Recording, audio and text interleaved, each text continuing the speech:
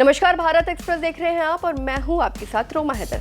जब भारत और पाकिस्तान आपसी तनाव और टकराव में उलझे हुए हैं, उस समय बांग्लादेश ने एक ऐसा कदम उठाया है जो पूरे दक्षिण एशिया के लिए मिसाल बन गया है। जी हां, बांग्लादेश अब एलन मस्क की सैटेलाइट इंटरनेट सेवा स्टारलिंक को अपनाने वाला दक्षिण एशिया का पहला देश बन गया है। भारत को भले ही स्टारलिंक सेवा की मंजूरी मिल चुकी है, लेकिन अभी तक ये शुरू नहीं हो सकी है। वहीं पाकिस्तान अभी तक केवल अस्थायी लाइसेंस के भरोसे और कानूनी प्रक्रियाओं में उलझा हुआ है। इसके उलट बांग्लादेश ने न केवल स्टारलिंक को मंजूरी दी है, बल्कि इसे लागू भी कर दिया गया है। जी हां, जो तकनीकी प्रगति के क्षेत्र में उसका एक ऐतिहासिक कदम माना जा रहा है। बता दें कि नई सरकार के आने के बाद प्रधानमंत्री मोहम्मद यूनुस ने एलन मस्क की कंपनी स्पेसएक्स के साथ समझौता किया, जिससे देश को डिजिटल दुनिया में एक नई दिशा मिली। वहीं इस सेवा से अब देश के सुदूर और पिछड़े इलाकों तक भी तेज, भरोसेमंद और लगातार इंटरनेट सेवा पहुंच सकेगी।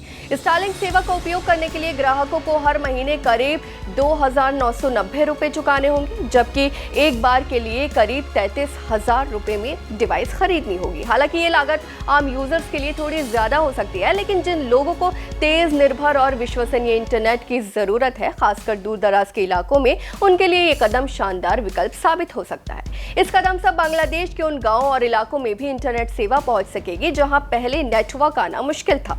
इसके अलावा बाढ़, तूफान या अन्य आपदाओं के समय जब सामान्य मोबाइल नेटवर्क ठप हो जाता है, तब भी स्टारलिंक बिना किसी रुकावट के काम करता रहेगा। यह सेवा जमीन पर लगे टावरों पर निर्भर नहीं होती है, बल्कि सीधे उपग्रहों से जुड़ती है, जिससे स्पीड और कनेक्शन की स्थिति बेहतर हो जाती है। इस ऐतिहासिक लॉन्च के साथ बांग्लादेश की सरकार ने एक अहम संदेश दिया है। उन्होंने कहा है कि इंटरनेट अब किसी सरकार या सत्ता का हथियार नहीं है, बल्कि जनता का अधिकार है। पिछली सरकार के दौरान कई बार विरोध प्रदर्शन के समय इंटरनेट बंद कर दिया गया था, लेकिन अब प्रधानमंत्री यूनुस की सरकार ने वादा किया है कि भविष्य में कोई भी सरकार इंटरनेट सेवा बंद नहीं कर सकेगी।